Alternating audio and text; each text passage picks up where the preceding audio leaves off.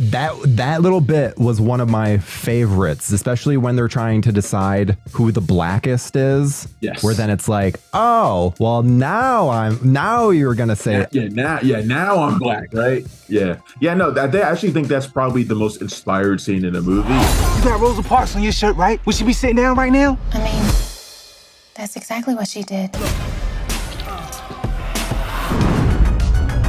It's insane, right? Art the Clown. I'm something different. Hello, friends, and welcome back to another Modern Horror Movie Talk. I'm your host, Tyler Nichols, and today we've got Travis Hopson with us. Travis, how you doing? I'm good, Tyler. How's it going, man? Oh, not too bad. I'm still riding a little bit of a high because I just got done interviewing Robert Englund like 20 minutes ago, and I was just like, oh my God. That's pretty cool, man. It was awesome. Kruger has haunted many of our nightmares for a lot of years, so. Of course, the first thing he notices is that. Oh yeah, of course. Yeah. I was like, oh no, I shouldn't have had it up. You don't have like the claws sitting out somewhere or something. The claws on top of the mask. I had to get it and show him. You can kind of see it, but there's also there's a Freddy thing like right here that you can't really see well. Yeah. Okay. So then I was like, dang it, I should have thought it through more. But yeah, it was definitely a very, very big deal. But Travis, what all do you do on the Joe Blow side, just so our viewers know? Yeah, so I'm the creator of the Punch Drunk Critics website. I'm based out here in DC, and I have on a couple TV shows. But for Joe Blow, I ran the Real Action series for a couple years. I still do a little bit for that. I do. I'm the voice you hear in a lot of Joe Blow's videos. So if you're like, man, I really can't stand that guy and that guy's voice in all the Joe Blow videos. That's me, and I'm sorry. Dude, so that's always what I think on the horror side, where I'm like, sorry right. If you don't like my voice, you hear it a lot. The voice of Joe Blow. I'm sorry. We have a little segment on this show that I was very irresponsible as a host and did not warn you about beforehand. So usually I'm asking, what you drinking? But Travis, I know you're not drinking anything. So I'm not drinking anything but a Diet Pepsi, which you can't even really see. There it is, Diet Pepsi from KFC, because I just finished eating lunch. Wait, that's what I'm drinking. Do you have a green screen? Is that a green screen? Yeah. Oh, I didn't. I definitely thought that was just your natural background. Oh, it is my room. It is those are my Funkos behind me. But my space is a little bit angled, so Gotcha. I feel like I should be reviewing a Fast and Furious movie, because for some reason I decided to get some Coronas because. It's probably because I've watched the Fast and Furious movies recently, so I wanted a light beverage. But yeah. So today we are discussing The Blackening. 7 black friends go away for the weekend and end up trapped in a cabin with a killer who has a vendetta. Will their street smarts and knowledge of horror movies help them stay alive? Probably not. So I'm curious, where did you get to see this one? I saw this here in DC. I didn't see it in TIFF when it premiered or anything like that. But I saw it here, and I saw it with a packed crowd, which honestly, I think that's probably the best way to see The Blackening. And I don't necessarily believe we need to have like a black audience. I think everyone can get the humor in the Blackening, which is one of the things I like about it. Yeah, I mean, in case you can't tell, I'm a white dude, and I was laughing, and there's still, obviously there are some things where it's the black experience in terms of there's some jokes that I didn't quite understand or didn't hit quite as hard. Yeah. But thankfully, I mean, I saw it with a mostly black theater that then like clued me in on some of that stuff, where then it makes it a little more, I don't know, fun, where it's everyone's like interacting with the movie practically, where you can, and not even, and I don't mean in like a vocal way, I mean in like an energy, where it's just like, you can practically just, there were certain lines that were said where you could just tell the whole audience was just like, yep. Yeah. I mean, everybody in the audience I was at understood spades etiquette, right? Like, so you're playing the game of spades. you know, and Spades is like a plot point in the movie, and like we all got it, like we all understood it, right? Yeah. But that's one of the things about the movie that's really great. It's there are certain things about it that hit different for Black people and things that we go through on a daily basis. But the thing is about horror tropes is everybody understands them. Like we all get the trope that the Black character always dies first. Like we all understand it. Like my white friends understand that joke, you know, like we all got it. And to make a movie centered around that premise and what happens when all the characters are Black and who's going to die first, you know, I think it's ingenious. I think it's hilarious. And two, what this movie makes some really smart, kind of sharp observations along with a lot of humor. It's not necessarily a scary movie. Like I don't think anybody's going to be terrified by this movie, but I think it does a better job of ripping into tropes and stereotypes than something like Scary Movie or things like that go a little overboard. Yeah, I would say that this is definitely more subtle in how it examines these kinds of things. And like you said with the horror, I mean, the horror, I think, does not hit in any way whatsoever. Right. That would be one of my negatives for the film, just in terms of the tonal shift. I feel like Tim's story just had just a different idea of what it is horror, and a lot of it seemed to be like darkness and then just like still shots on darkness where you're like waiting for something to happen and then a jump scare, which is fine, but it felt like it was tonally contrasting with some of the humor, where then it didn't play off as well. Where if he had gone a little further with it, or just not attempted to try and add those kinds of moments, I think it would have worked slightly better. It made the film more, I don't know, entertaining overall. But that was one thing. I can see that. I mean, but he is a comedic director. I mean, his big movies are Right Along, and of course he did the Fantastic Four movies back in the Barbershop movies, right? Barbershop was his breakthrough film. You know, so he does comedy for the most part. Although I think I had a conversation with a friend about Tim's story the other day, and my friend doesn't really like him as a filmmaker, and I was like, I mean, what's really not to like? I mean, he doesn't have much of a footprint as a director. Like he's a solid director who can pretty much do whatever you put in front of him. Like that's the kind of director that he is. And I think he does a decent enough job here too. But it's just that there is a shift, like you said, in the movie. The first half of it is very much comedy forward. And that's also when I think it's at its best. But there's also comes a point where the movie does take a turn. And it also takes a turn, not just in the tone, but in the style of the film. And it's right when they decide to like stop embracing the tropes and stop fighting against the tropes and start embracing the tropes. When they all decide to like split up, and they all know that it's a stupid idea to split up, but they do it anyway.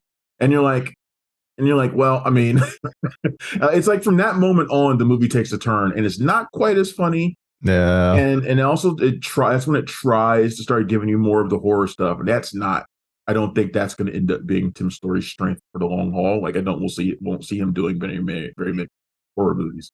There's one moment where the character Shanika she wants to go across the lake, and then she gets like arrows that fired at her, but then she immediately just comes back to shore, where it was like, Why did you even go into the lake? That was so unnecessary. To be fair, I understood that because I was like, oftentimes when I see characters do stuff like this, they try to like cross a big body of water and somebody starts shooting at them. If I panicked, the first thing I would do is turn around.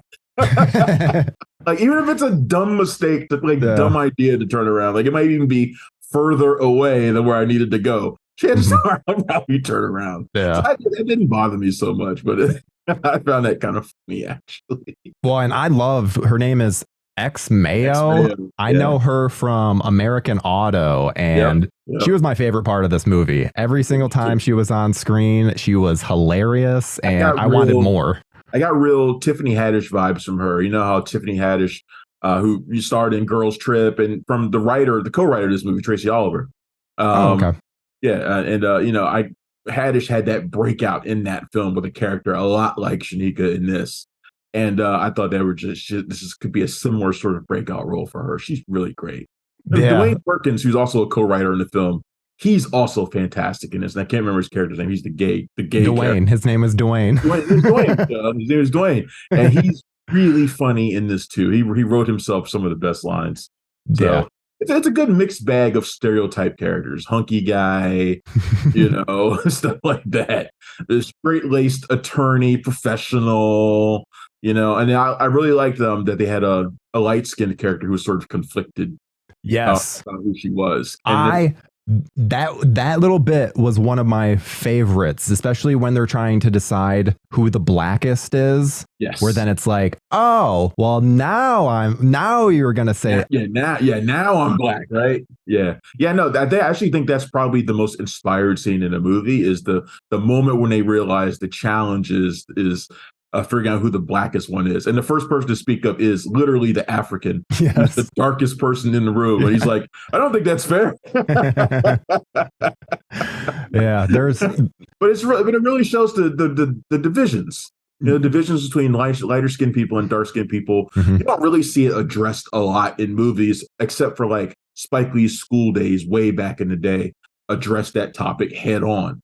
But you don't really see it often in movies where you see the divide between dark-skinned black people and light-skinned black people, and a lot of the identity issues that mixed race people have. You just don't see it very often, at least not tackled in a way that's smart, especially in a comedy like this. You don't expect to see it, but I thought they did a really good job in an economical sort of way. The comedy, I think, is what makes it work, where it may have seemed too preachy otherwise, where then some people might not listen, where otherwise I think that this will get through to people just because of the fact that it's a comedy and they aren't expecting to learn something from it. So no, I totally agree. In terms of the cast, I thought pretty much everyone was really, really good. The only person that I don't even remember much about is essentially King, that Melvin Gregg.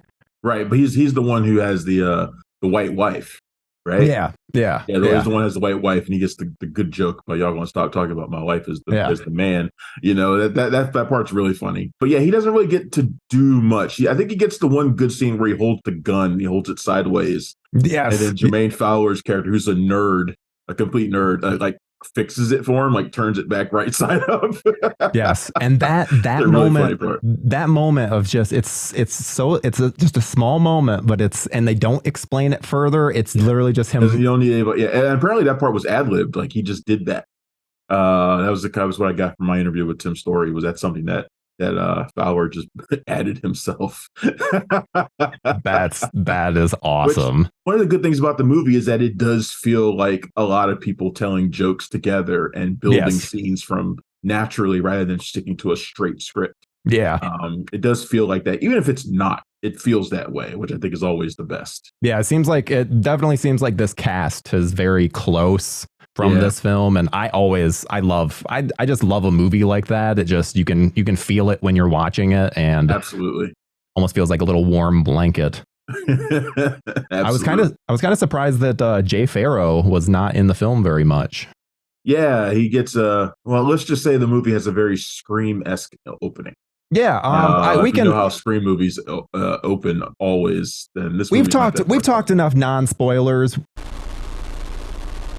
Boom, spoilers from this point on, because there's some spoilers that I absolutely we have to talk about. So Jay Farrow, he dies in the first 5-10 minutes, and it was I didn't expect that, just because I thought he was going to be in the movie longer. Right. Yeah, you kind of expect him to, because he's like arguably the biggest name in the movie. It's not like a really big. Although I think Cinqua Walls is catching up with him, because that guy seems to be in everything all of a sudden. Yeah. When White Men Can't Jump, he's got that movie with Brian Cox, Mending the Line, that's out right now. He seems to be everywhere now, and I think he's having one of those kinds of years. So many of these people, looking through their IMDb's, and it's like a lot of these people are blowing up. So this might be one of those movies that we look back on in 5-10 years and we're like, holy crap. I think this movie is going to do extremely well. I think it's going to be one of those movies that people come to see with groups of folks, and they might go see it more than once. It's one of those movies that, it's because, like you said, the cast are like really red hot right now. Even if they're not big names, people know them. They recognize them. and they're going to want to pay to see some of these people. So I think it's going to do really well. And of course, everybody loves a good comedy. Yeah. At this time of year, everyone loves a good comedy. 82% on Rotten Tomatoes. This is killing it. Like I did not expect that in any way. I thought for sure it was going to be a middle of the road in terms of those reviews, and not at all. People are really enjoying it. I also think that people are looking for something in that post Get Out sort of era, like I don't think a movie like this happens without Get Out. Like I think the humor in it that is very much inspired by what Jordan Peele gave us a few years ago with that. And I think people are kind of looking for something to kind of follow in his footsteps. And honestly, I don't think Jordan Peele's actual work has followed into Get Out's footsteps very well. But I think this one does, with some of its commentary about race mixed with humor and genre, which is the thing that Jordan Peele really set up, was how to explore these serious topics within genre. This movie does that. And I think people are like excited to see that sort of thing again. I hear Jordan Peele's name brought up alongside this movie all the time from like casual people who are interested in it. So I think that's this could be a really big surprise hit this summer. I think we're at that point where anyone sees horror and black leads and they just immediately assume Jordan Peele at this point, which he's changed the game when it comes to it. I mean, he really has. It's positive. Usually people are thinking positive things with it, so it's not a bad association. Yeah, no, absolutely. And I think that's a good thing. And I'm excited to see how people react to this on a larger scale. I really am. Yeah, I agree, because I think that, and I don't know if it's just because of the pandemic, but I have grown I love going to see a movie like this in theaters and getting to just feel that audience energy. And this one is one that, I mean, I'm really glad that Universal didn't send out screeners, because I had to see this in a theater, because I don't think it would have been the same experience. And I assume that that's why that they did that, because they're like, no, this is a communal movie. And yeah, absolutely true. This movie would not be nearly as effective watching it on my couch. Yeah. There's no doubt about it. I had a friend with me watching it with me, and she was with it for every single bit of it. She loved it. It's just one of those movies where this is the way I look at it when it comes to horror movies. Do you care if the audience talks at the screen or not? And it's like, because people were yelling at the screen all over the place in this movie, and I didn't care. I was actually excited that they were into it like that. Your typical horror movie, you're like, please shut up. Yeah. But for this, you're like, you want everybody to be so into it, that they're trying to figure out who's going to die next, and he's the blackest one. Hey, get him, stuff like that. That's the kind of stuff you want to hear with a movie like this. You want people interacting with the movie. That's great stuff. Yeah, I could not agree more. And I'm curious if there's a twist in the third act that I thought was really telegraphed. Like, it was like, okay, this is definitely the bad guy. And so then when it happened, it was like, I was actually hoping that the twist would be what I didn't predict it to be in the first act.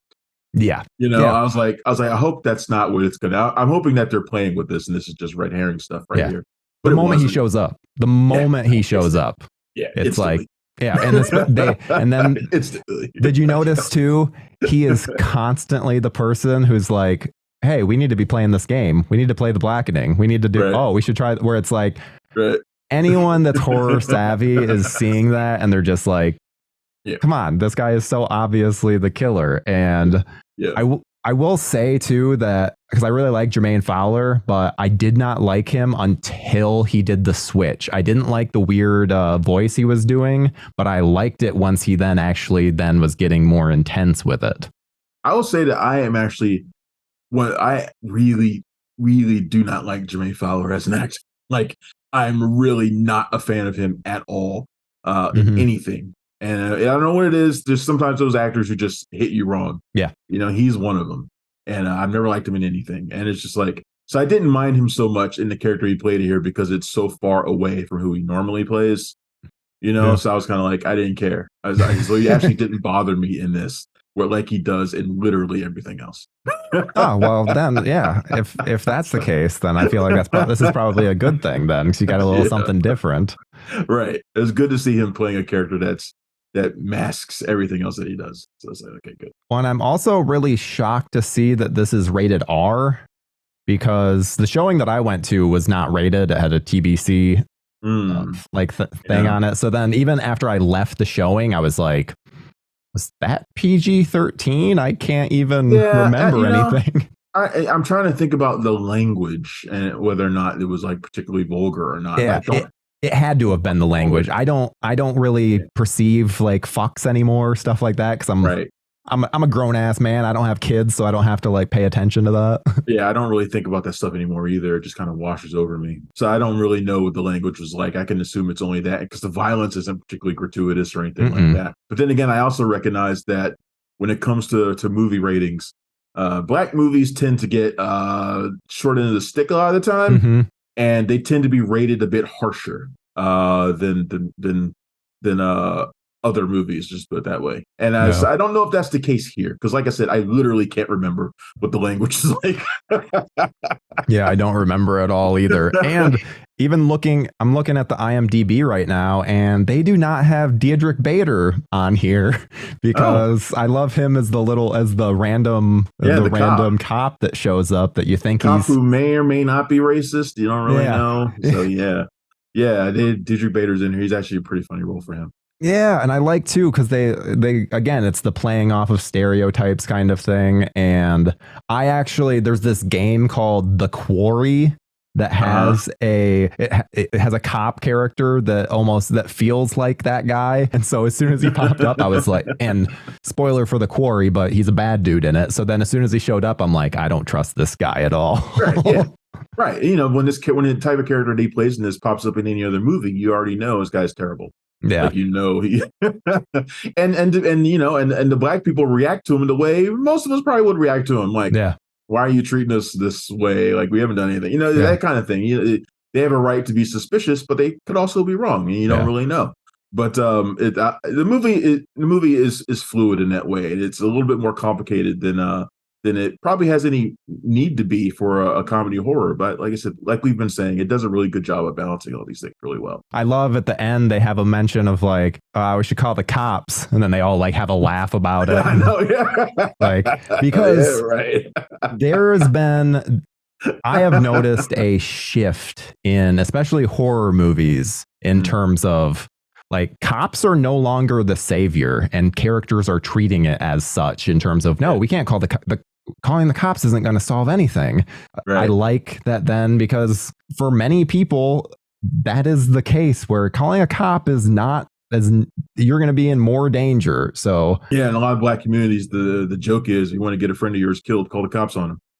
So and you see that reflected in movies nowadays. Look, the best movies reflect society and the way we think about things. And, you know, in a lot of cases, the cops are no longer the altruistic saviors, the heroes that come to our rescue all the time. A lot of times they're the catalyst for far worse things. I love that shift because, again, I think that it's more representative of society. And it's not universal. So it's one of those things that it's not universal to every movie, but in some movies, it does reflect.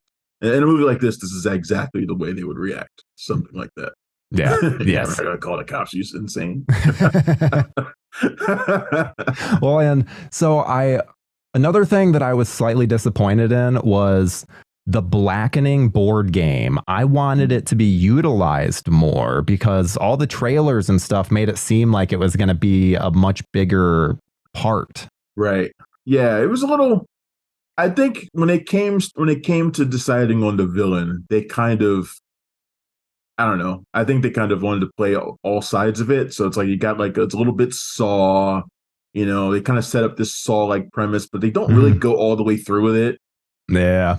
You know, they don't really go all the way through with it. And then you have this board game where they're tasked with answering all these, and this is another really funny sequence. They're tasked with answering all these questions to kind of prove their blackness. Yes. Because the questions are really funny, and they're questions that a lot of black people would know, but a lot of black people wouldn't. Like I can't tell you, I can't sing "Lift Your Voice." I can't. I don't know the words. You know, and then maybe that I should lose my black card for that. But I don't know the words. You know, and a lot of black people in the audience knew the Aunt Viv joke. Right? Yes, like we all got it. You know, and stuff like that. Those questions are really funny. Like really funny. I love the Friends one or two, because Friends one was great because I was trying to think of. I was in the crowd trying to think of them. I was like, the only one I knew was Aisha Tyler. And I was like the only one I knew, and I didn't even realize there were more. I had no idea there were like 5. No, that's why as soon as it even started up, because that's always been a thing where it's like, why are the only black people on this show the people that Ross dates? And so then as soon as they bring it up, where it's like, oh, that's another girlfriend of Ross. That's another girlfriend of Ross. Or it's like, it's just funny to see, because it's like, call them out for that kind of stuff. Really funny sequence, man. But they don't really follow through all the way in like their idea of who the bad guy is supposed to be in this. Like what their true threats are. They don't really go all the way through it. I would have loved to have seen them do like a full Saw type movie where they actually really did have to go through challenges to survive and stuff like that. Would have been fantastic. Yeah, that's what I thought we were going to be getting, was a little more, I guess, a little more stakes, because the only people that are killed in this are the bad guys, and then the 2 people at the beginning, Sean and Morgan. So it's like, I thought, I just expected there to be slightly more stakes than that, because that's the trailers made it seem like there were.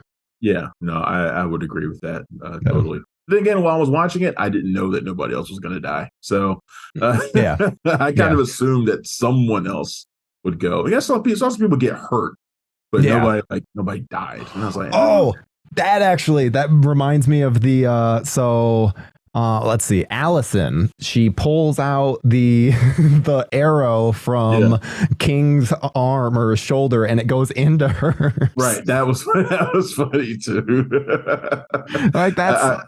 I remember watching it and thinking that was exactly the kind of mistake I would make. Like, I would do that. 100%. Yes. Seeing that kind of thing, it's like, yep, I would do that. And then then it's like, I'm the one that's screwed because I did something to myself. Right. Exactly. It's exactly what happened to me. And they set up, there's this weird through line with the Connors, where that's the house that they're at, is the house of the Connors. And so then the two killers are Camden and Clive Connor. And we find out that they were paid like $100 each to kill these people. And where I understand some of the points they're trying to get across, where it's like, these dumb rednecks, and they put little value on these people's lives. But it also made him seem like, okay, these guys are this stupid, but then they're also clever enough to be able to like pull this off. And that didn't work for me. Like I said, it didn't feel like they thought all that through. They really did focus on the jokes and things like that, but not necessarily. This is why we talked about the horror aspects don't really stand up. Yeah. For this movie, that's like the one thing that doesn't work. And it's just, you're exactly right. The stuff that any consideration about the killers just doesn't withstand any kind of scrutiny whatsoever. Not at all. That's one thing I kept doing, was like I would think about one thing and be like, oh, wait a minute, how even does that make sense? So no. But again, it's a horror movie. I had fun from beginning to end, and so that I feel like that's a huge win. Like, you wouldn't put this on Shudder or anything like that. This is the kind of movie that you would watch with a group of friends in a theater and something like that. But you wouldn't put it on Shudder. Anybody's going in expecting gore, over the top violence, or anything like that. You're not going to get that from this. There's other options for you out there, I'm sure. But this wouldn't be it. But if anything, too, with the R rating, that surprises me, because I feel like this could do well with a younger crowd. Yeah, I agree. The R rating is a little disappointing. I wish I had thought about that to ask some story about it, but I didn't. So, but yeah, you're right. I don't quite understand the R rating either. No. Yeah, What do you think about a possibility of doing another one of these, though?